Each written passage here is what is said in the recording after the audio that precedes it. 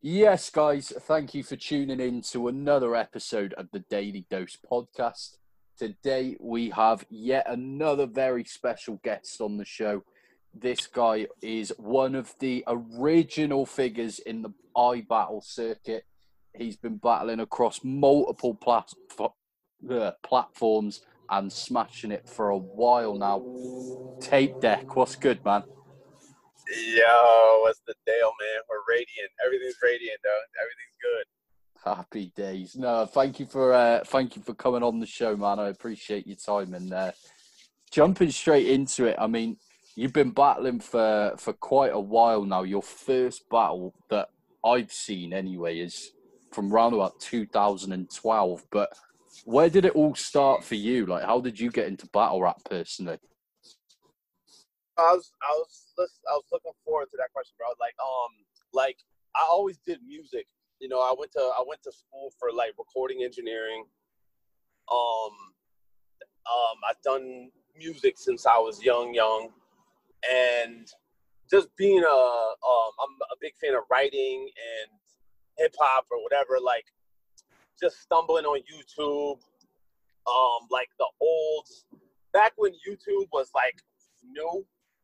There was like you could search a term like battle rap back then, and you would get like the Philly stuff, um, like Serious Jones versus Murder Mook, and then when you go on to that, the algorithm wouldn't block.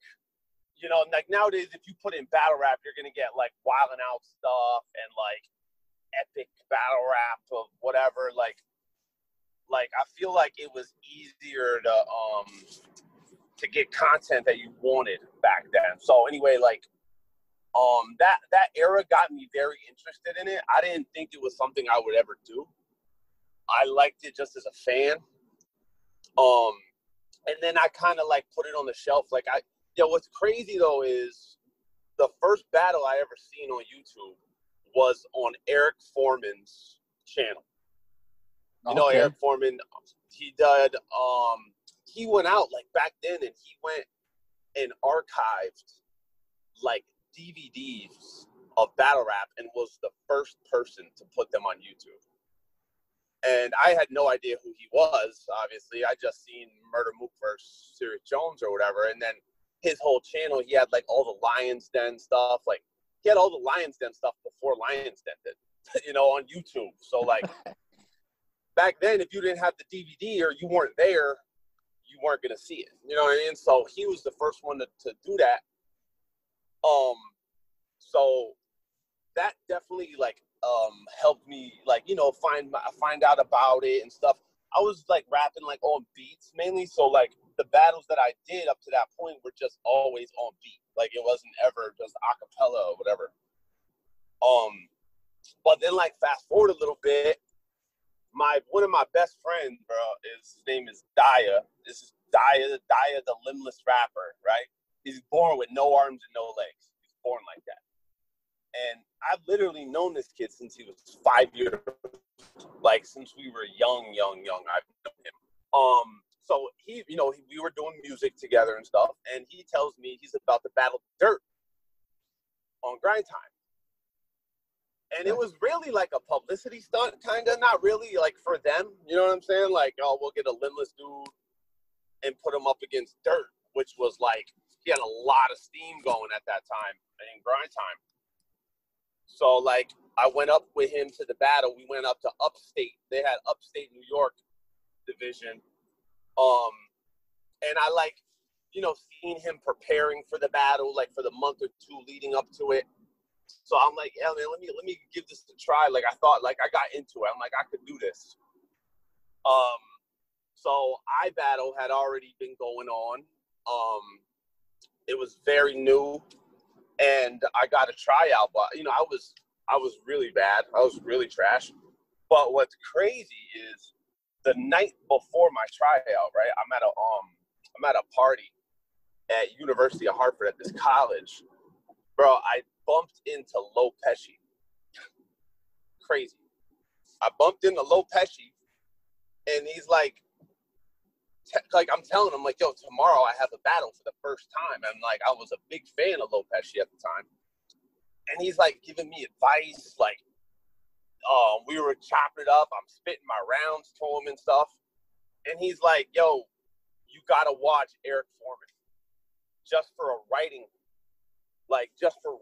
You know what I mean? Like, he's such a good writer. Like, and he put me on to Eric Foreman. And then like years later, I put the pieces together that, you know what I'm saying, how much of a staple he was back at that time. But yeah, the rest has been a wrap, bro. It's crazy though. Like, it just like kind of the pieces just laid out for me just to keep continuing it and stuff. So yeah, that's how it started, kind of.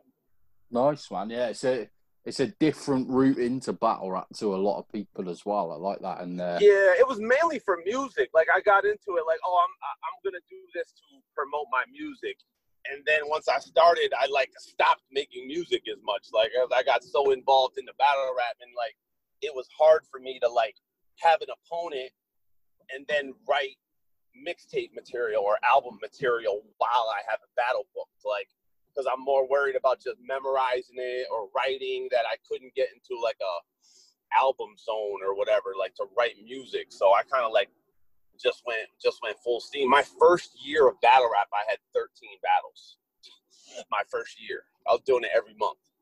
That's crazy work rate, man. And like I said in the intro, man, like you're kind of one of the people that was very responsible for getting iBattle off the ground back in those days. Like, was it like super local to you, and that was kind of the reason that it became your home league as such? I think like when things, yeah, definitely, because it's Connecticut, you know, it's where I live, and like, you know, it's like a part of like, you got to rep your city, and you know where put on with where you're from, and helping create a scene. I think when things start out like battle rap, like, I know E. Farrell got into this a little bit on his end, where he talked about like Connecticut Battle League, and that was run like a dictatorship, kind of. It wasn't like the guy running it. There was this kid who like really wasn't into it for the culture per se, you know, like he was more just trying to get fame off of it himself and use other people for that. So when Logic started, it was a small local thing, you know. It was mainly just a Connecticut thing, and then it started to grow like really fast, which I don't think, it's like starting a small business that you think is just going to be a mom and pop shop, and then it just pops off, you know. And like, not everyone, like a McDonald's manager could run Disney, you know what I mean? Like, it's like it takes a certain type of, you need a team, really, you know. You need a team. It can't just be one person.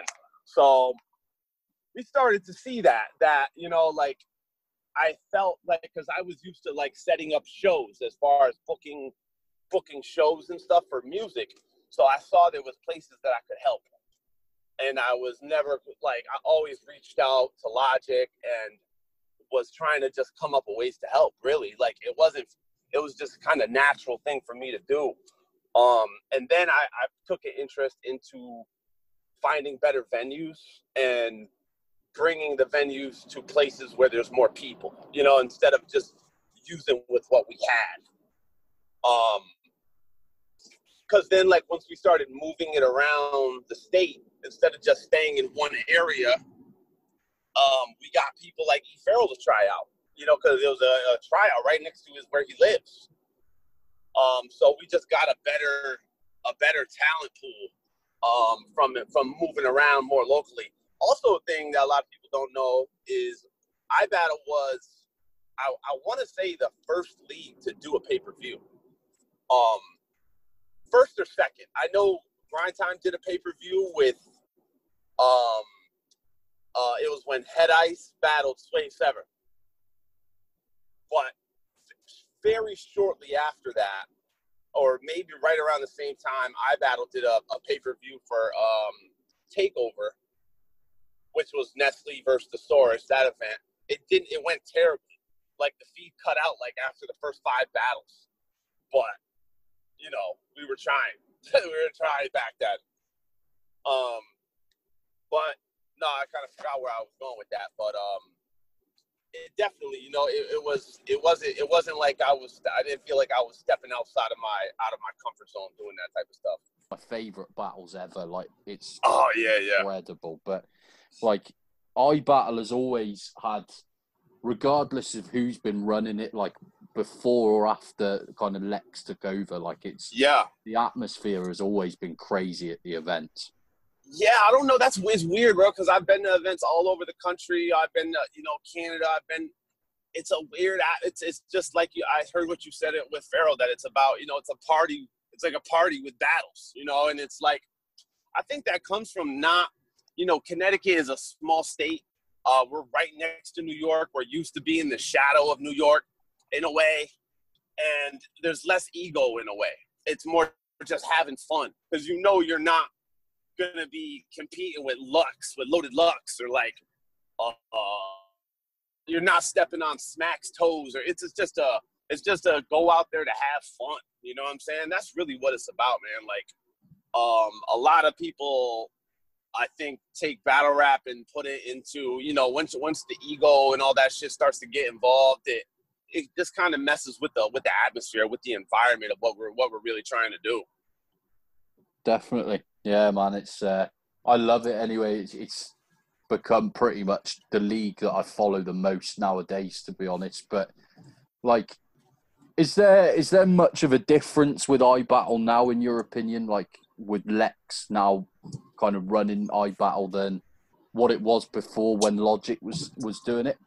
Oh, definitely. I mean, it is, but at the same time, it's a lot different time too, as far as like, one thing that Logic and the old era had as an advantage was, like I was mentioning before about the YouTube stuff. It was a lot easier to get views on battle rap back in the day. Sure. And you got a lot more money from it. Like, as far as the leagues, they would get, the monetization was much better. So it was easier. You didn't need a million view battle or to sign to make money. Like, the checks from YouTube used to be pretty good. So not anymore. And it's also a lot harder as far as now with the age restriction stuff they got going on. So I think you have to adapt to that. You know, I think the app and all of that stuff is great, because you really have no other choice anymore. You know, you're forced to go outside of that model that there was before. But as far as the talent, it's a different vibe too. You know, I think back then too, people were content with being the best in Connecticut and not the best worldwide. You know what I mean? Nowadays, it's more like the collection of people aren't even really from the same area. You know what I'm saying? You got people like Louis Valentine, all these people coming from all over the place to come battle. So it's more of the competitiveness is different. It's a different atmosphere. But no, I think he was the man for the job, man. I remember when iBattle first got sold, there was talks of maybe Grind Time buying it or King of the Dot buying it, or just to have the channel, to have I think it was like 100,000 subscribers. I don't know. There's a lot of subscribers on it. But you know, Lex is the man for that. He's good at developing talent and you know, staying out of the way. That's really it. That's how it works. It's like I'm a big like UFC fan and boxing and stuff like that, and like Dana White is the leader. Like, he does great, but he's not out there, you know, training the fighters, or you know, you can't do the work for someone. You can just provide an atmosphere where they can do their thing. Makes sense. Yeah, definitely, man. And like the thing with Lex for me is he's perfect at selecting matchups as well. Like, every battle on iBattle just seems to come out amazing. And if there is like a stumble or a choke or whatever, then generally speaking, it doesn't get uploaded, so the quality control's there. But and I think that helps too with having such a big roster. Like, we were limited in that as well, where we were we just had to battle who we had to battle. You know what I mean? Like there was like I was just taking names and whoever. Like it didn't matter really. Like I still don't think it matters as much as far as like when you're new, when you're first starting and you're just trying to just get better and just put in repetition just to do it. But it's good now as far as, you know, the brand recognition. People want to take a battle on iBattle, you know, just to you get new fans and you get you know, just new outlooks and stuff. So no, it's a new time. It's a different time for sure. Definitely. Yeah, man, and it's been fun to watch anyway, but like in terms of yourself, like obviously you've seen battle rap change in a big way as well, but like right. For you personally, like what kind of stands out as your favorite battle that you've been a part of so far? Like, one thing I prided myself on actually was like I battled Mike P. I battled him and then he went on URL. Like his next battle was on URL. Like he was still unheard of. You know what I mean? Like I knew he was about to blow up. A lot of people did and seen the talent, but like I like kind of being first. You know what I mean? Like picking like, oh, this kid's gonna be a star. Let me battle him now before it's gonna, you know what I'm saying? Like after I battled Mike P, like his price went from, we booked him for I think $100, $150, something like that. After that battle, his price probably went to 1,000 or 2,000, you know, like immediately, just from being on URL and stuff. Yeah. So I'll say like one of those battles, like that was really fun. Also, what else? Some of the We Go Hard situations I've had. When I did a magic trick in We Go Hard, that was one of my favorite experiences. I battled this kid named Ace the Great, and I pulled out a card and made the ace disappear. And it was like I just fucking brought a dragon out or something. Like the crowd was so like it just went crazy for it. So that was cool, doing something different like that. I enjoyed setting up battles too, as far as like I like I'm proud of setting up like E Pharaoh versus Dot. That was like one of like that was dope. Bringing Jerry West to iBattle before he had a PG.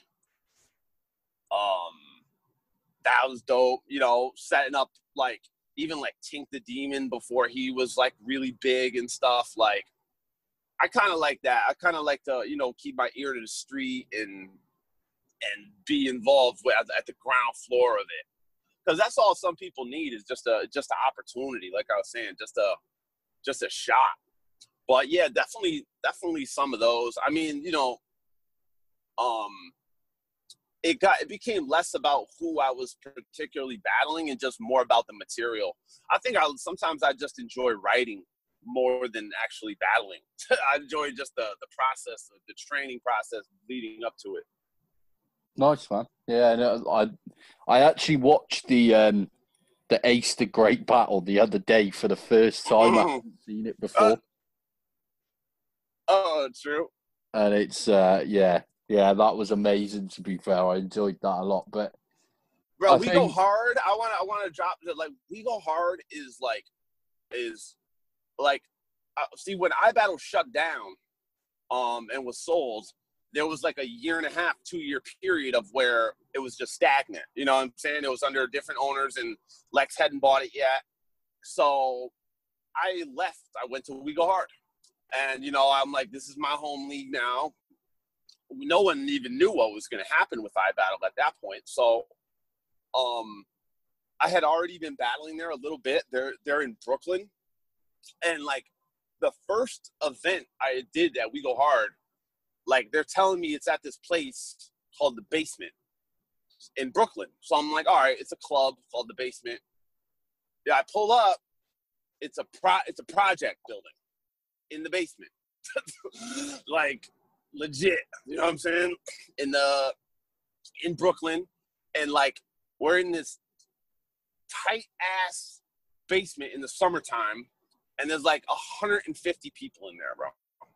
smoking, like you couldn't even move, but like it was just epic, bro. Like the crowd was just so in tune with everything, and it was like a real, authentic experience. So once I started seeing that atmosphere in New York and in Brooklyn, it's different.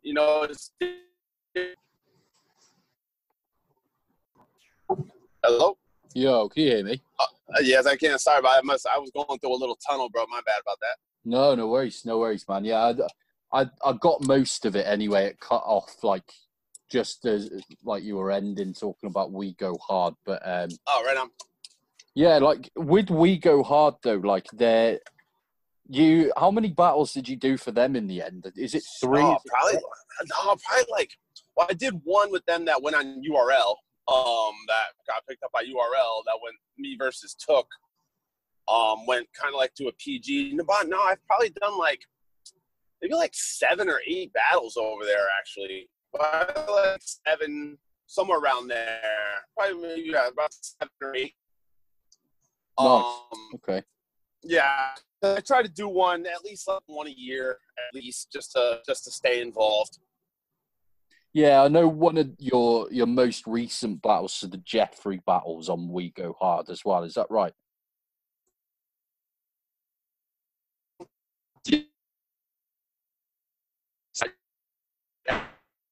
Battle was actually in Connecticut, so it was primarily. But yeah, that was on We Go Hard. That's actually one of my favorite battles as well. I love that battle. Yeah, me too. Jeff is a good friend. Yeah, he's Jeff. Obviously, he's incredible as well. To be fair, but there's another league that you've been on. I think it's only once from what I've seen, but it's a battle that I'd not seen until recently. But a league called Brooklyn Mike Club. Oh yeah, yep. I've never even heard of that league before. How did that battle come about? Because I think just from getting familiar in New York, battling in New York, like I said, in Brooklyn, from We Go Hard is based in Brooklyn. So it's like people from all over will show up. See, that's the cool thing about New York is you could be a small league just doing a regular card and beast league, So the networking out there is crazy. It's easy to get moved around. And they had a female. They were doing a male versus female card. So normally that's what intrigued me to get onto it. I was more apt to reach out and try to be involved with it. And then I got to battle this chick named Fendi, who I think she's been on URL before. Yeah, I think so. But she's pretty familiar out there. They knew who it kind of made sense. So that I enjoyed that as well. She's doing pretty well now herself. Yeah, definitely. And it was normally with kind of leagues that I've never heard of, there's I expect to have kind of not heard of one of the battlers, but I'm aware of obviously both of you there, so it was just intriguing to find out. Yeah, no, that was fun. That was fun because it was battling a female. I've never got to do that. That was cool. Nice. Yeah, man. Yeah, for sure, bro. For sure. I loved it, man. I gotta come out across the pond as soon as possible, man. I just got my passport, so even if it's just vacation, I need to pull up ASAP. Definitely, man. And I've said this to a few people now, including are you aware of Premier Battles over here then? Yes, for sure. Yep. Yeah, so I think the logical step for Premier Battles for their next big kind of international event is to do a UK versus iBattle style event. For me, two of the best international battlers that we've had over here in probably the last 5 years is both Red Flag and Real Sick. So Mm. It makes sense, and there's so Can many you good imagine matchups. Jack Tripper? Can you imagine Jack Tripper in UK? It'd be They would, crazy. yeah, that'd be insane. Like he'd be a star. Like he already is a star, but he'd be like, I think they would love him. I know that. That's another one too. That's another one too. Is when Jack Tripper. That's up there too as far as a great battle. I feel like you put like a curse on me or something, like, you know, leading up to it, but it's all good. Jack is a different type of demon up in there. Oh, definitely, man. Yeah, he's incredible, to be fair. And I know that Premier Battle's one of the battlers that they're kind of trying to bring out right now. Like the person that's kind of at the top of their list is Jables. So yep. They're definitely still focused on like the iBattle roster and stuff. So I like think my it man. could happen. I'm not sure if he battles on Premier, but my boy Wicked Man, Surfer, Templar Surfer. That's my boy, man. I mess with him, man. I like him. He's a cool dude, and he can rap. He can really rap. Like I like his style. Like I always mess with him, saying, you know, whether he comes here or I go there, me and him gotta battle eventually. So that definitely needs to happen. Yeah, I like that, man. That'd be crazy. And yeah, Templar is he's not been on Premier Battles yet, but it's definitely something I can see happening. But there's also there's a new league starting. He's got some talent. Definitely. Mm-hmm. Yeah, he's crazy. But there's a new league starting in the UK, which I think Templar might be quite heavily involved in. It's a league called No Loose Chat that are going to be doing like London-based events. So yeah, there's definitely a lot of opportunity for you to get out here in the future then. Oh, for sure, bro, for sure. As far as out here, like this, there was a point where I had the most battles on iBattle. Like I had like 20 something, like 20. I know I have over 25 on iBattle, but I was thinking about it. It's crazy I haven't battled Dago yet. It's kind of weird that me and him never battled. He's scary as shit. That kid can write his ass off and he can rap. But I even think content-wise, like we probably have to do that on iBattle eventually. Definitely agreed, and I'd be down for that for sure. It kind of takes me into my next question. Actually, there's quite a few people that it's surprising that you've not battled yet, if that makes sense as well. So I was gonna say the same with so obviously you've mentioned Dago. I was gonna say the same with Bangs. Like it's quite surprising that you two never got matched up back in say 5 years ago or so. I think it was because we're really close friends, really close friends.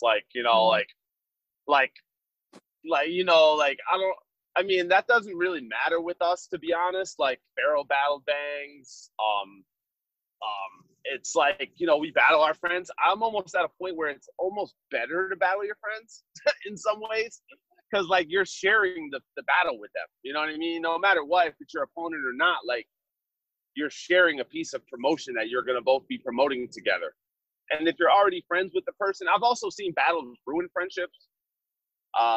Like with Hazy and me, if you want to call, I guess we weren't really too good of friends, but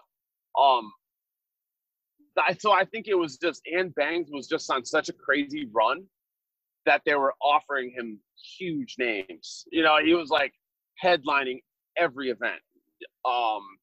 So, I want to see him do good as well too. So I'd rather have him, if they're going to offer him Q's getting Q, Daylight and all these people that he's battled. So, I get it for sure.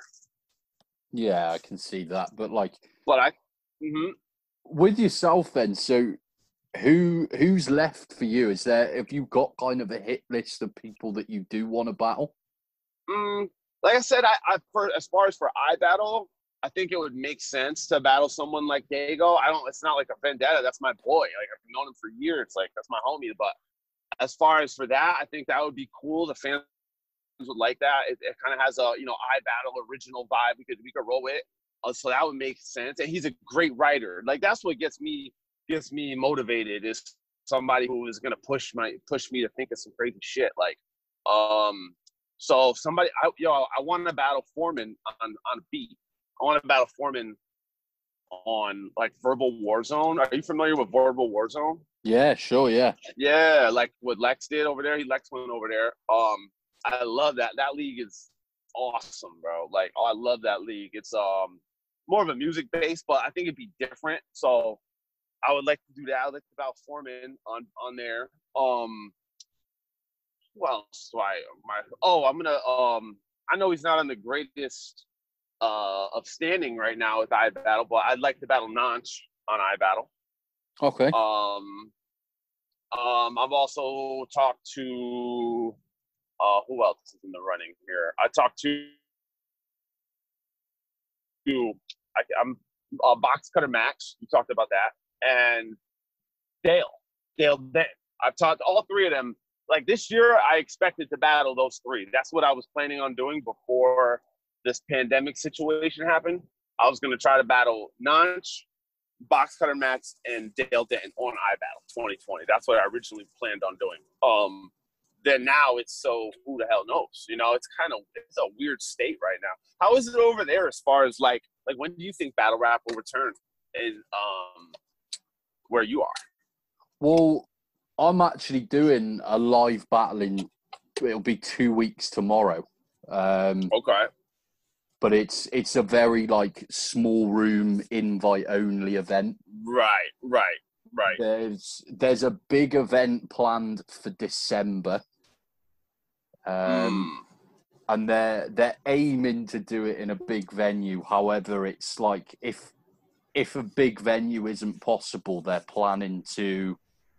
So the event's going to be in Manchester, and what they're planning to do is they're planning to book a venue in all other major cities where people can pay to go and watch a live pay-per-view.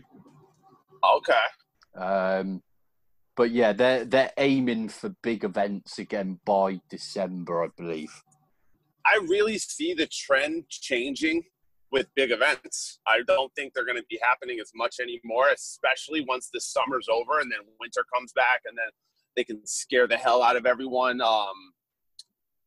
to stay inside again once winter comes. And I think as far as even with YouTube, like what we were mentioning before, as YouTube has less of an influence and creators can throw an event in a back alley somewhere legitimately and get the same amount of money as they would throwing a huge event with half the problems, because a lot can go wrong with a bad event, with a big event. A lot can go wrong. You gotta have a fight that starts before the event and the whole thing shut down. You could have audio problems. You could have a biased crowd. And, you know, the smaller the event, I think you get better content in smaller settings. And once you add a paywall or however they're going to do it with battle rap to not be so dependent on, I think that's the only reason they have big events is just for money. I don't think it's for content, really. I mean, you know, it's just to get a big gate and to have the appearance of looking really big. But especially up here, like in New York, it's almost impossible to do a big hip hop show in New York right now. Even if you're Jay-Z, like Jay-Z, I've made that example, but if you're like a regular like a big hip hop guy signed, whatever, to rent a venue out, it's since what does I do that shot somebody at the show? He shot somebody backstage and a bunch of people got shot. Well, when that happened, and then Tekashi with that whole thing at the Barclay. So just for insurance and liability purposes, it's very hard. And I think that like the culture is adapting and moving in a way now where you have to figure out these solutions, because you can't depend on just putting battles up on YouTube and you're going to lose money every time. Like to book a decent card, you know, it's going to cost $5,000 just for the battlers and the venue. And then you got to have all these other extra costs that you're paying. So the current model is not sustainable for any business unless you're adding in these extra, you know, sponsorships and stuff, which a lot of leagues have. But I think it's a good trend. You know, as crappy as this situation is right now with coronavirus and all this stuff. It's forcing people to think outside the box to be less, dependent on these huge freaking companies like YouTube that can show love for a couple of years and build the culture, and now take it all away and say, oh yeah, you're not friendly with us anymore because you're using bad words, so we're gonna pretty much delist you. Like it's bullshit, and we gotta find a way. Like, this is battle rap. It's two people insulting each other and then shaking hands afterwards, but the whole concept of it is not friendly to what they're what they're doing. They're trying to sell ads and stuff, so it's not friendly to their model. So I think it's good in a way. Hopefully we can, as a culture, come up with some solutions for that shit. That's how we got to do it, though, by talking about it. Definitely. No, I agree, man. And I think I don't know about kind of battle rap over in the States as such, but I think for the UK scene right now, I think this little break period that's been forced upon us I think it's really beneficial. Like, the UK scene it's been quite hard to follow over the last few years since, like, Don't Flop kind of disbanded for a while, and like we had kind of 5 or 6 different leagues pop up out of nowhere, and they were all trying to do London-based events or Manchester-based events and booking the same battlers, and it was a bit messy for a while, but it kind of led to all the UK-based forums being very negative and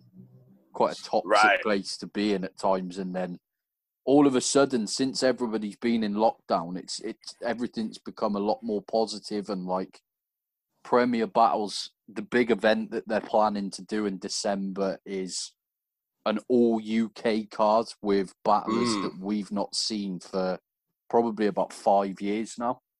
Oh, okay. So it seems to be doing a lot of positive things. People are getting interested again, and it's and people are complaining about like online video battles and stuff like that. But I mean, we're at a point now where I don't think any league has any content to promote anymore. So we've got to keep people talking about battle rap in some way. And their model, the model that all these leagues have been using are throw an event, make some money to fund my next month of moves with an event, because that's just what you're relying on. Once you like start, it's like Blockbuster at first. I don't know if you guys have Blockbuster over there, but it's a video rental when they used to rent DVDs and stuff. Yeah, we had that. Yeah, so like you have that's your model at first, and then you're limited once, this probably be a bad example, but you're limited, like when a snowstorm comes or whatever, you can't rent those DVDs. So if there's bad weather, you're screwed if you want a Blockbuster. Now that Netflix comes, there's no need for Blockbuster. You know what I'm saying? Like, once you start adjusting the model so where it's not, I don't need to throw these mega events anymore to be sustainable. I think it's a lot easier, like filming a TV series. They're going to do it in a studio, a controlled environment where you have control over it.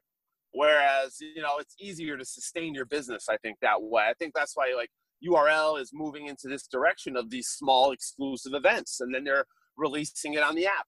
Like, they're doing that because they're making more money like that, and it's easier to sustain the business. But I think sometimes with leagues, an owner or a group of owners or whatever, they start to get that fame and that they become a monopoly almost of the culture. Because URL was like that for a little while over here, where you just couldn't, if it wasn't URL, it didn't count. That was the saying. And like, it was true. Like, the fans went with that, but then as, their powers kind of got stripped from them, people found ways to adjust, and that's what's going to grow. I think that's what's going to make everything better, is just, being able to do it the way we want to do it to get the best result, and not having to cater around these little imaginary rules that they set in place for us. Definitely. And do you know what? For me personally, I much prefer small room events anyway. So like, if we take, say for example, the venue that you battled Chrome in on iBattle, that is perfect for battle rap. Like low ceilings, all that kind of stuff. Like it's just perfect, in my opinion. That's kind of where it started. You know, in a corner, in a basement, there's a reason why it started there. You know, you get the best results when it's in a small area and you don't have 10,000 fans that are all trying to get their voice heard and be tough, and a lot of people can't take it either. Like, it's already an explosive situation. You're going to be up there talking about people's relatives and shit, like embarrassing them and their fan base. So people take it to heart when you keep adding in more and more variables. You know what I mean? It's more and more ways of something that could go wrong. But definitely. I think it's off to the right. We're off to the right start for sure. Definitely, man. Agreed. But yeah, and like going back to the battles that you want personally, like it's a very good list. I think you and Box Cutter Max especially is like, I like that you've mentioned Max because he's not done too many battles yet, but he's definitely someone on the come up with a lot of talent. So yep, that's what I like to see. I like to see these young kids that sometimes don't even realize what they're playing with. They don't even realize what kind of talent they have, and for some reason people listen to my opinion sometimes, and they it pushes them to do better. Like I like that, man. I like bringing that out of the people. You know what I mean? Pushing them and putting them in opportunities that some people don't believe in them for. You know what I mean? It's tough too, because like people want to look out for their friends, and they give battles and better opportunities to people not based off of skill. So, and that's a shame, man. You know what I mean? But it's the way it goes. That's the way it goes sometimes. It's the same reason why these washed up battlers can still get their money, because they're they got that. No matter what, people come out to see them. Definitely, yeah. But yeah, it's it's one of the things that I love most about iBattle as well. The work that they put into building young talent, and like it's repetition, bro. It's repetition. Even battling is repetition, and like you said that you're new, like you're someone new to the to battling. Like, as far as performing yourself, like, have you been battling a long time? Oh no! So this event that I'm doing in 2 weeks is going to be my first live battle. Word. See, let me drop a gem real quick, bro. Same thing, like, Lo Pesci told me. It's like think about, like I've said, I'm a big fighting, boxing, MMA fan. Think about a boxer that can go into a training, a fight camp before a fight is normally a couple months long, right? So there's certain boxers that will go into these camps. They'll drill these drills for frickin', 3 sessions a day, train it into their brain, and memorize these fighting positions, right? They get into the fight. Fight starts. Bell rings. They get knocked out in 2 seconds, and they went in there like a maniac and threw away everything that they've been training for the last 3 months. You know what I'm saying? Happens all the time. Happens all the time in battle rap too, where you memorize your material, you drilled it into your head, you spit it to all your boys, they said it's dope, and then you go there and rap, and it's totally different.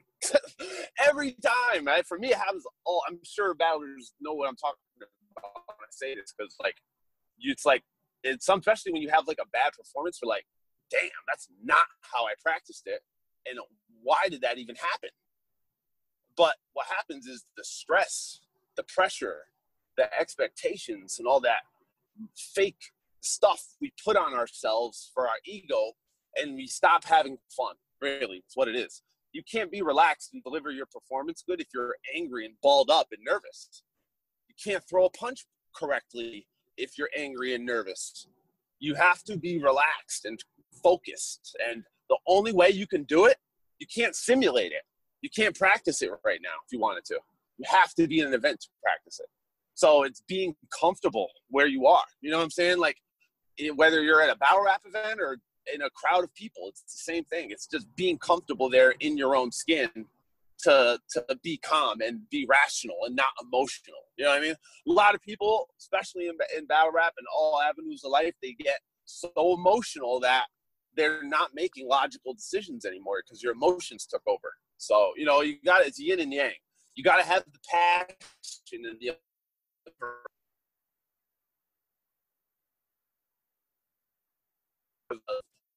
trying to reach out and respond to your emotions if they're all scattered and crazy and nervous and tense. You know, we can see that on someone. We can look at them and body language and body cues to see how they're really conveying their words. And maybe that's why people are pissed about these video battles, is that we're used to social cues that we see from the crowd and from someone performing, so that you can't get their whole message just doing a selfie. You know what I mean? Doing something just behind a camera. You know, you gotta really, it's an art. It's meant to be taken in. It's like, you know, it's like Picasso using just a pencil. You know, it's gonna be dope, but it ain't gonna be what he's really trying to say.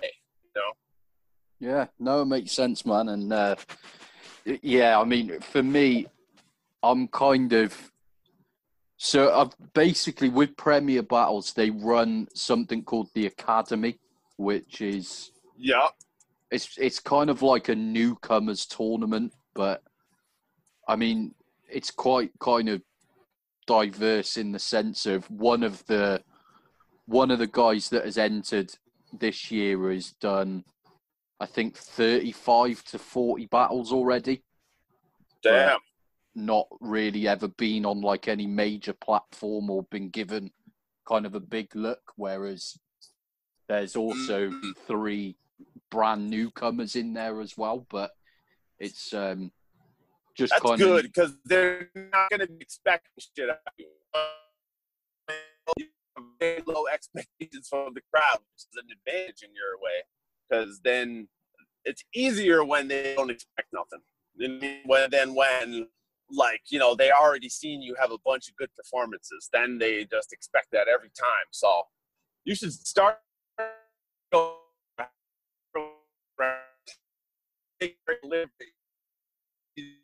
just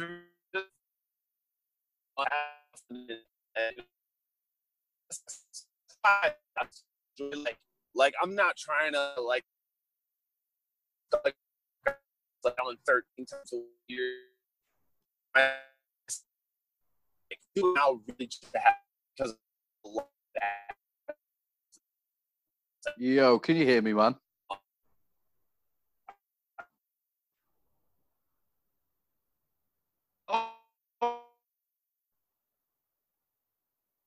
Hello. Hello.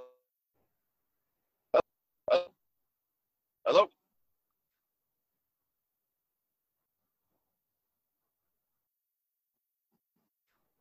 Hello. Yo, can you hear me?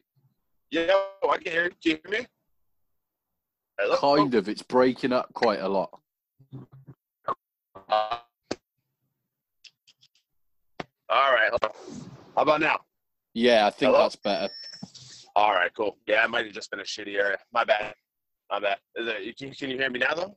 Yeah, Right? it's breaking up slightly, but it's better than before. It just completely cut off for about 20 seconds. Oh, crap. Sorry. Yeah, I'm in, where am I? I'm in Maryland right now. I'm almost getting to Pennsylvania. Right, okay. So, yeah, I don't know where were we? You were just saying about how it's going to work to my advantage, that people aren't expecting much because they've not seen me before. No, definitely. Yeah, I think that's the element of surprise is a huge thing. You know, it's a huge thing for sure. I think part of the reason why the magic trick I had worked so well is because no one was expecting it. It was like, you know, but then they expected me to do magic every battle after that, and I don't know magic, so that didn't work too well. But I tried to run with it for a little while. But yeah, I actually tried to do another magic trick that didn't work. I tried to shoot fire out of my hands, and I had this whole contraption, and I put it in as a closer, like at the end of a round, and at the end of my third round, actually. And I'm like, I know magic. It ain't hard to shoot fire from my hands. Like using a gun bar, saying like a gun bar, like shoot fire from my hands. And I hit the button and nothing happened. So I just said time, and that was it. But if it would have went off, man, it might have been crazy. Or I would have set something on fire. It would have been terrible. That's amazing. But yeah, I'm sure. like, with the tournament that I'm in, we had to do like a video round essentially. So it was 2 rounds against somebody else that had entered. And they picked the best 14 people out of, I think it was about 28 entries. All right. And I went through as first pick, and a lot of the battles then got released afterwards. So a lot of people have seen it, and I've been mentioned a couple of times as being tipped for the favourite. So all of a sudden, I feel a little bit under pressure. But right, yeah. Don't let it get to you, bro. Honestly, I mean, easier said than done. But just remember that it's easier to just to focus yourself in the moment. That's why I said I recommended tell a joke early. Tell a joke early in the battle, because it'll calm you down, it'll calm the crowd down, and then you'll have fun. You know what I'm saying? Once you get into your zone, you got to put some cues in there to get into your zone. That's half of it right there. Definitely, yeah, man. But no, I'm feeling good about it. I'm the guy I'm up against has done like 6 or 7 battles so far, and he's I don't consider him too much of a threat, so I'm feeling pretty good about it. Oh, that's what's up. That's what I'm gonna get in tune, man. I'm gonna get in tune for sure. Yeah, do it, man. I'll post it online as soon as it's up anyway. So I'll bet. Cross. But yeah, like with yourself, then have you got any? I know like everything's a little bit up in the air at the moment, but have you got anything lined up battle wise? Not real. Well, the last thing that was supposed to happen was me and Notch was going to happen. But then just like this whole situation happened, so it's on hold. But I expect to be back on iBattle. Definitely this year. I would expect to be 2020. I'm against who, like I said, I'm not 100% sure is like who will be available and all that. But I would like to be on iBattle this year, and we go hard this year. That would be cool. Like to do each of those, and then come back again next year or something. But yeah, I'm not sure really who. Because things have changed a lot, obviously, with what's going on and with just restructuring and stuff. So it's always different people making matches, and sometimes just weird stuff. I like Machete Trevi from Canada. He's fire. Yeah. Fan of him. I would definitely like to battle him. Even on King of the Dot. Like I've only battled on King of the Dot once, at GZ. I battled at the Massacre event. Like it was a GZ for the Massacre. It was like the day after it was 2 years ago. I battled this kid E City from he's from Massachusetts. Yeah, okay. Yeah, I'm aware of him. Yeah, so he battles on iBattle as well. So I battled him on King of the Dot, but I'm cool with Gully and all them. So I'd love to battle Trevi. They're probably trying to make him a star though, because he's a young kid, up and coming, has a little fan base, and Canada needs new talent, man. They need younger, new talent. Joey Gambello, I love that kid. Really good writer. I'd love to battle Joey too. That's my homie. That's my dog. Like I said, just writing wise, he'd get me motivated. So some of those would be cool. Some of them Canadian boys, they go in. Definitely, yeah. I like the Machete battle a lot. Actually, that's he's someone I've been watching a lot in the last year or so. But yeah, like with Nonch, like I have no idea what's happened there, and I don't really need to know either. But I shared like a Rap is Full flyer about, I don't know, maybe a week and a half, 2 weeks ago. So completely unrelated to iBattle. It was like the Irish League announcing that Nuggets Yeah. going to battle Sharon, I think. Mm-hmm. And Nonch commented on it saying, "Are you supporting iBattle though?" I said yes. And he said, "Have a nice life, jerk," and blocked me. And I was like, okay, no worries. Cheers, Nonch. Yeah, I mean, some people, man, they get into them modes and they just want to see the world burn, man. You know what I mean? It's easier to knock over dominoes than it is to stack them. So sometimes people like to see them shits fall. You know, sometimes people like to see them shits blow up. So I think that's sometimes that happens. You know, it's like it happens to people. You know, I wish them nothing but the best, man. You know, it sucks though. It sucks. It sucks whenever you know when you have mutual people that you like and then they're arguing and it's like you're in the middle. But you know, it's a shitty situation. Definitely, yeah. And he's there's no denying that he's extremely entertaining. Like it would have been a great battle, to be fair. But right. I got faith. I don't think it's beyond the point of, you know, like this is, yes, for maybe someone more calm and level-headed like me or you, this is over the line because our personalities aren't like that. But for Notch, this isn't too far gone. Do you know what I mean? This is kind of like, you know, just Notch, how he is. Like, so if anyone can recover from it, it'd be him. I got faith in people, man. Like, even when people are in low spots and in shitty spots, I've been in low, nasty spots before. So I got out of it, and I think people can too. You know, like just a little bit of going in the right direction is better than nothing. So it might take some time, but you know, we'll see. definitely, yeah, fingers crossed, man. But like with one of the questions I've been asking people, which has been generally like the one that people have found the hardest to answer, but you might be a bit better with this considering you've helped to book matchups before. But if you were throwing like your own event and you had like unlimited funds to put it together, who would you book and what matchups do you want to see personally?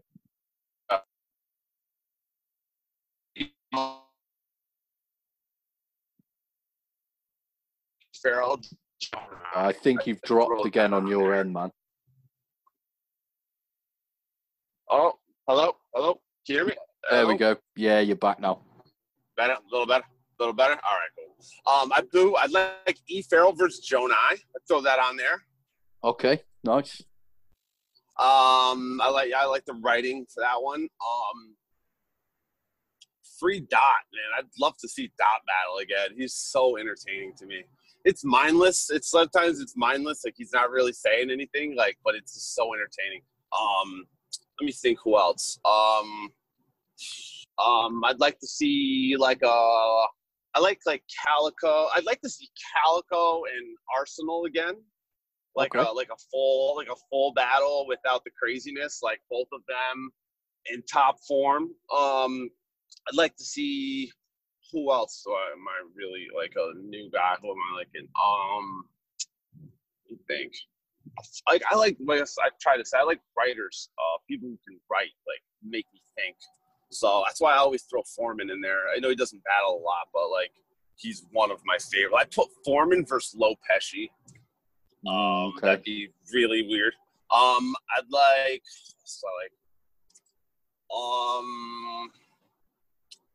let me see.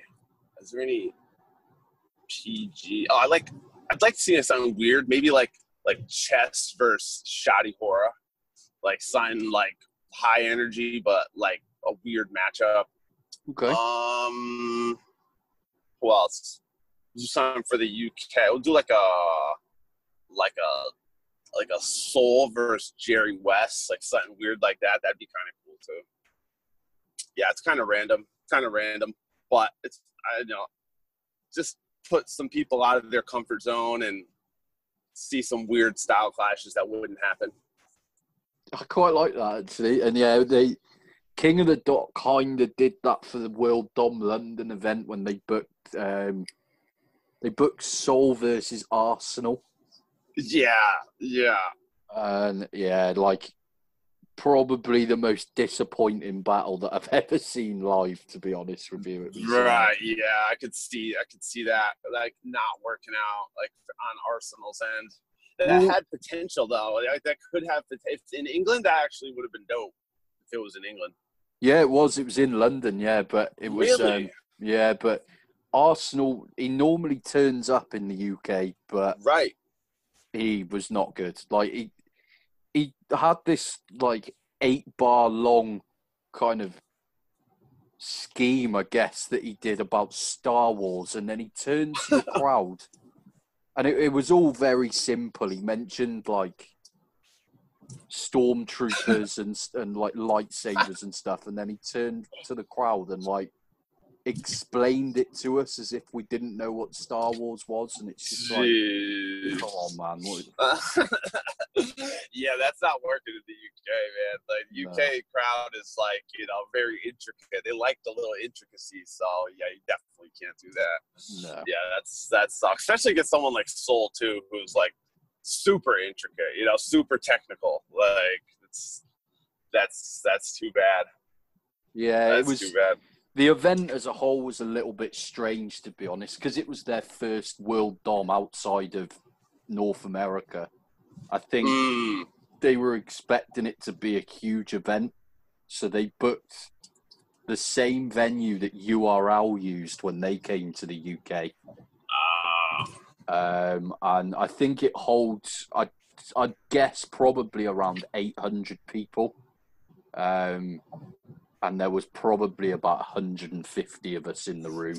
That's very surprising. I would think that King of the Dot would do better, if not just as well. It was kind of at a time where battle rap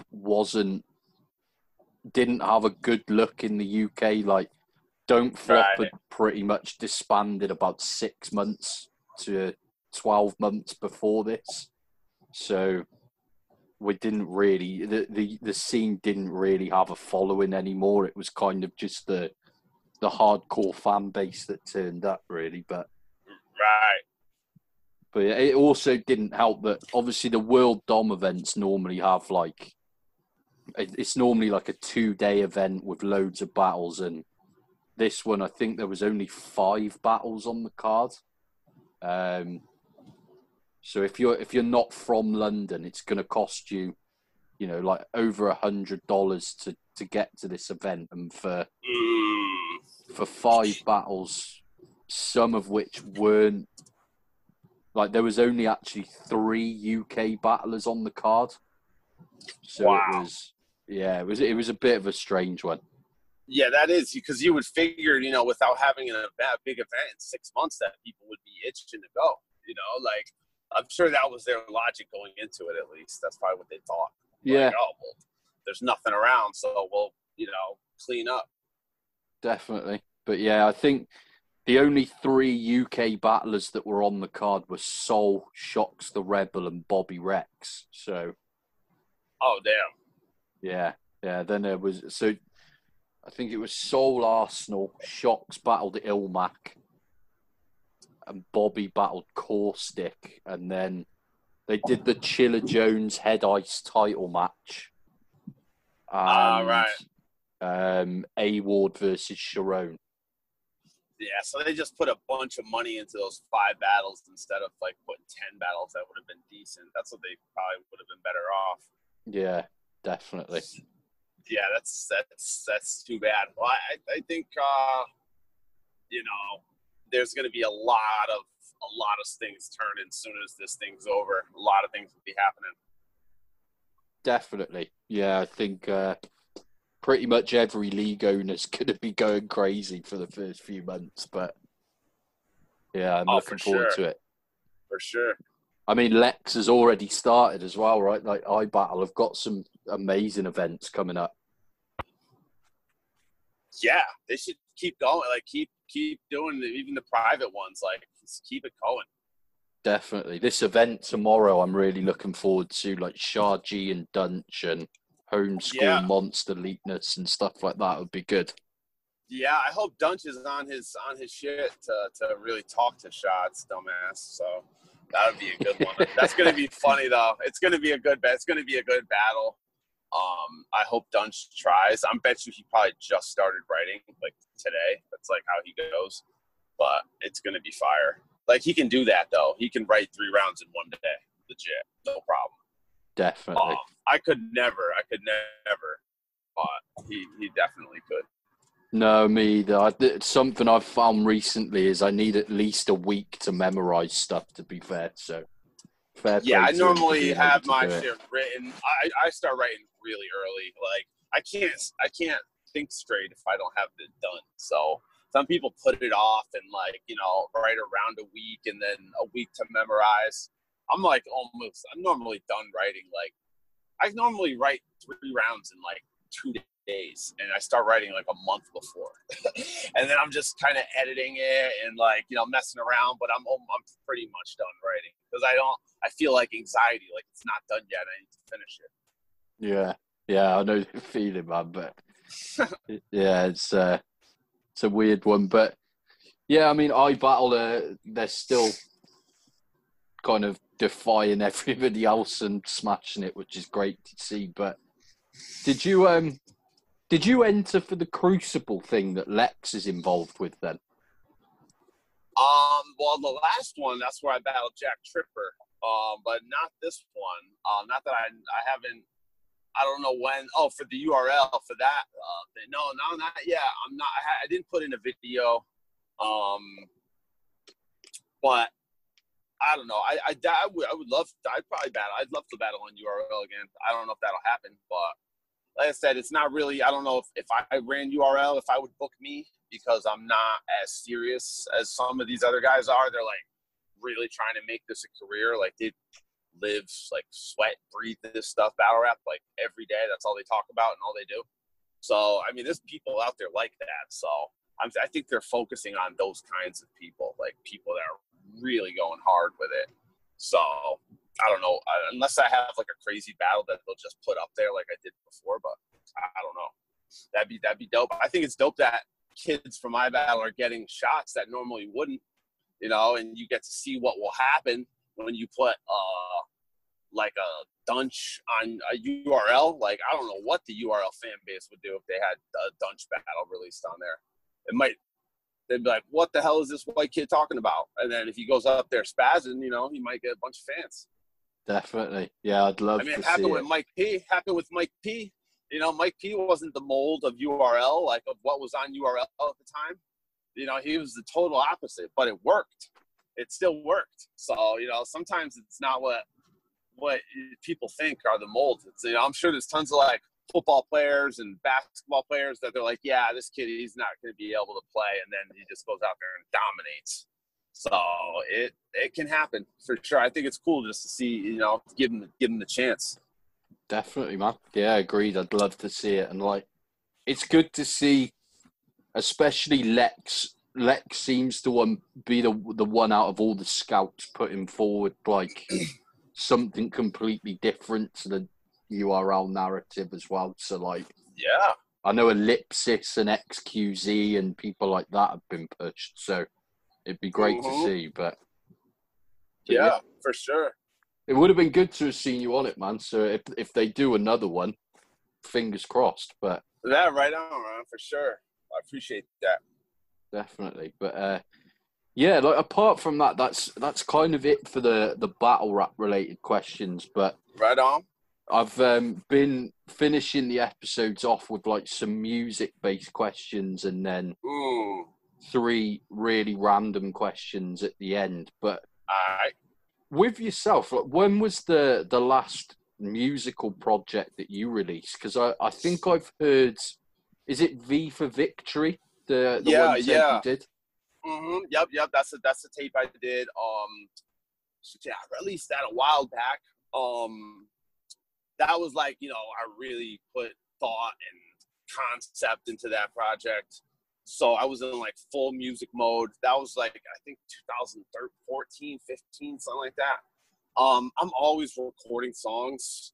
Like, a lot of them I don't release. I just have them kind of stockpiled up until I can do more. But like I mentioned in the beginning, I was talking about my boy Daya, the kid with no arms, no legs. He is, you know, unbelievable producer. He makes beats with a stick and his toe, and he like plays chords and stuff. It's unbelievable. That's crazy. So like, and he's made beats for like, you know, he got beats for Method Man. Like he has like thousands of like unused stuff. So if anybody needs beats, let me know, I'll send you some. But yeah, so I have lots of stuff that I've been working on with him. I think now that I've taken more of a break from battle rap, I've been writing more and just trying to like get more into the music. So I definitely want to release something like, you know, before the end of the year to have another project out, or at least like an EP or something. I've been dropping just like snippets and stuff like that on YouTube, just like quick videos. So I definitely look forward to that though, getting more involved in music for sure. Nice, man. Yeah, and it's like one of my main kind of goals for this podcast is to promote like battlers' music more, because I feel like it's always like hugely overlooked by battle fans. Oh, dope. There's so many battlers making good music at the moment. Like, even with just taking iBattle into account, like Eddie I, Box Cutter Max, like right, Benji Reckless, they're all making great music. So any right. projects you do have, make sure you send them over, man, and I'll include them on the show. But yeah, word. Like, in terms of your like taste in music, if you had to pick your top 3 albums of all time off the top of your head, what would you go with? Oh man, let me think. Not like albums, man. I think like influential albums, I can say like, I don't know, it might be more than 3. Most of my like even top 5 lists has more than 5, but this is gonna probably be some weird stuff. Like, I used to be a huge fan of Necro back in the day. Like, do you know who Necro is? Yeah, sure. Yeah. So I used to love Necro. I used to be into like him, and production wise too. I love his production. So I throw one of his albums on there, like, you know, the older stuff. Let me think. I've got probably Kanye. Kanye would probably be in there. Like Beautiful Dark Twisted Fantasy, like that whole album, that whole crazy concept album that he did. Like also I also like Kool Keith. Like he used to do like the different personalities on each album. Like he'd make up these characters and like he's like half alligator, half squirrel, and like do a whole album like yeah. that. Like stupidly weird stuff. But also like, you know, the Beach Boys and like you know, the Wall of Sound and like old Pet Sounds and Beatles and old shit like that too. So, you know, I went to school for recording engineering, so I really appreciate like all different types of music and stuff. Nice. Yeah, man. I listen to all sorts of stuff as well, like mainly hip hop, but I listen to a little bit of everything. So I'm with you there. For sure. But like, who kind of stands out as the best live act you've ever seen in terms of like shows that you've been to? That's a good one. Let me think. I think Method Man is crazy live. He goes in live. Yeah. Who else? Honestly, I seen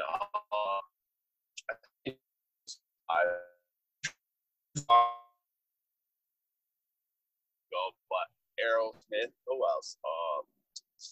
Seen Onyx live before. I'm giving away my age, but I've seen Onyx like way back. They were just going sick. Oh shit! Yeah, I can imagine. Yeah, they're just jumping around, just going sick the whole time. But yeah, like I like, you know, I definitely like even like jam bands and stuff like that live, like reggae bands and like this kid Cheshki, he's really dope from around this way. He does like hip hop / like he also like plays a bunch of instruments and stuff too. Okay. Yeah, I've not heard of him. I'll have to check him out. Yeah, I'll send you some stuff. He's dope. He's actually goes see tours in the UK sometimes. Oh, nice. Mhm.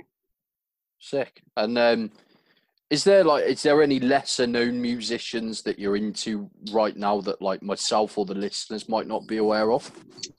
I'm a big fan of Don Q right now. Really dope. He's out of New York. Don Q. Okay. Really fire. I mean, I'm not sure if the Griselda. Do you guys know Griselda up there? Do you listen to Griselda? Ever heard of them? I don't know how big they are in the UK as a whole, but I'm massively into them. So good. Yeah, they're so good. Benny the Butcher, Conway. Definitely. I mean, it's only a matter of time with them too. Now that they're, getting not mainstream, but they're getting there. They're getting really well known. Did you see probably Benny like the a year or Butcher two. actually was on Sue Surf's latest tape? Yes.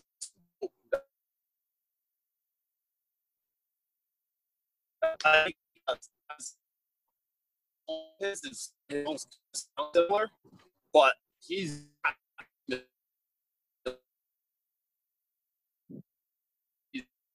Yo, you still there, man? really. Oh, yeah. Hello. Hello. Yo, yeah, I can hear you again now. Oh, no, maybe not. Hello. Hello. Hello. Yeah, there we go. I think you're back. Back. You hear me? Yeah, All good. All right, sorry about that. Yeah, no, I think once they put some good producers and stuff around Surf, he's really going to be like up to another level. Yeah, definitely. Yeah, the new tape.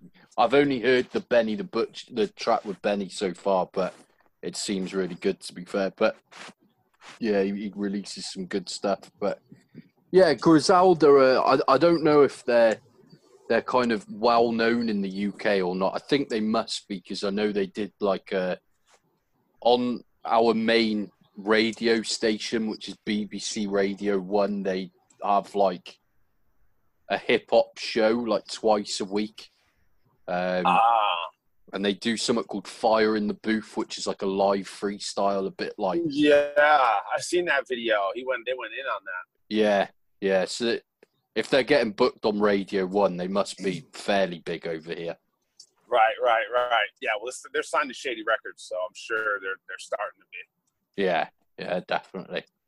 Yeah, I really want to see them live at some point. Like, hopefully they come back over here at some point soon. But right, no, yeah, I'm sure they will. But yeah. Anyone else that you're into at the moment? I've still always been a big fan of Max B. Free the Wave. He's still locked up, but he's like getting like work release from jail, so he's like still making music. Like comes home from jail on the weekends and goes to the studio. It's weird, like because he's at the end of his sentence.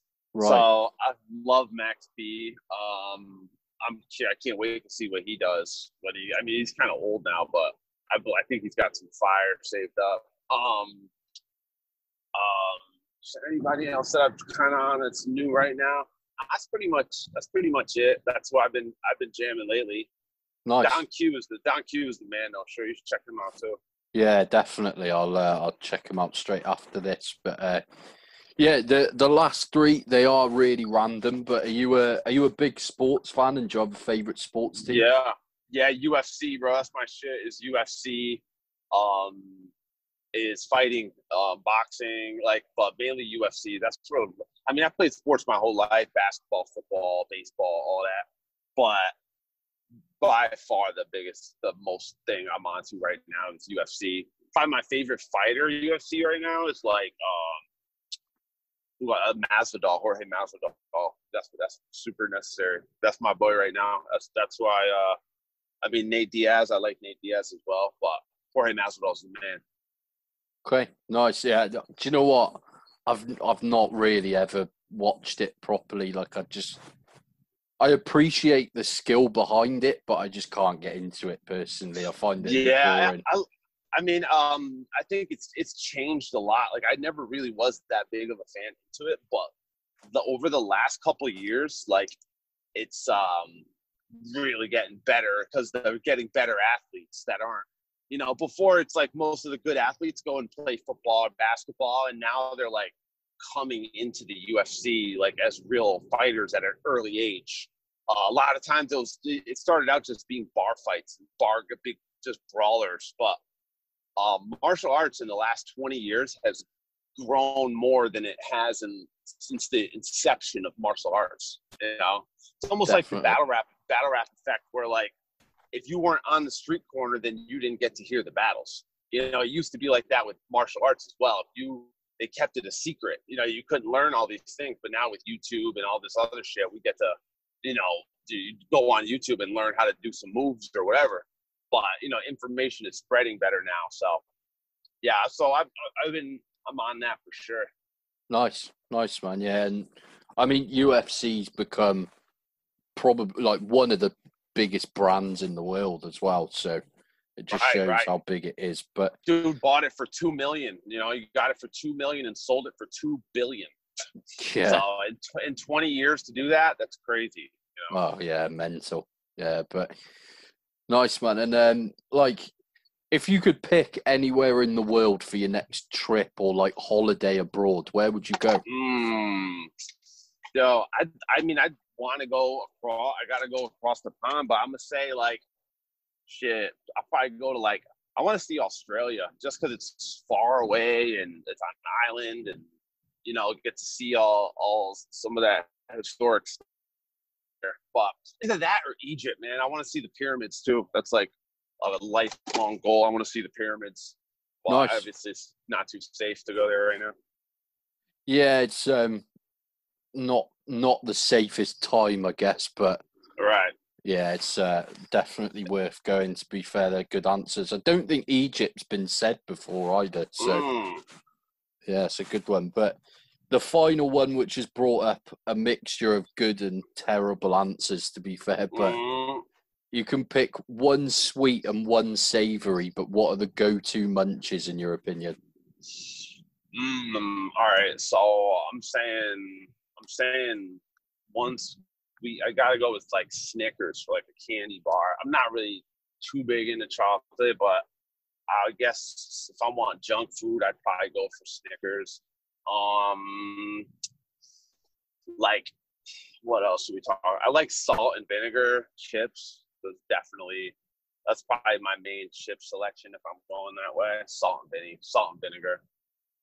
Nice, I like it. Yeah, I didn't know till recently that like salt and vinegar crisps were available over there. Like when they're big in the UK, but when you go to Europe, you don't really see them anywhere. So yeah, it's only for the select few. Yeah, for sure. No, I'm with you though. They're the best, to be fair. But apart from that, though, man, that's pretty much all the questions done with. But was there anything that you wanted to plug or promote on the show at all? Yeah, I mean, if you want to check me out, check that V for Victory. That's on Bandcamp and SoundCloud. Both of those. TAPEDECK 1 at Bandcamp, and TAPEDECK 860 on Instagram. Or just go into the iBattle group. You know, I'm in there fairly regularly. But yeah, bro, I appreciate y'all, man. I appreciate you reaching out and having this platform, man. It's dope. It's really dope. I appreciate it, man. Yeah, it's just a bit of fun. Keep myself and others entertained during lockdown, really. But nah, you're on the grind, man. You're consistent, man. Keep it up, bro. Keep it up, man. You're doing it. You're doing it. You're not just saying it. You're doing it. That's dope. Appreciate it, man. Thank you. But definitely, man. Yeah, keep me in the loop if you do release any music projects and stuff as well, man. I'm looking forward to hearing it. I'll send you some stuff, bro. Yeah, I'll send you some stuff, man. Definitely, yo. Thank you, bro. I appreciate this, man. No worries, man. Thank you again for your time, and have a safe drive anyway. Thank you, brother. Be easy. Take care, man.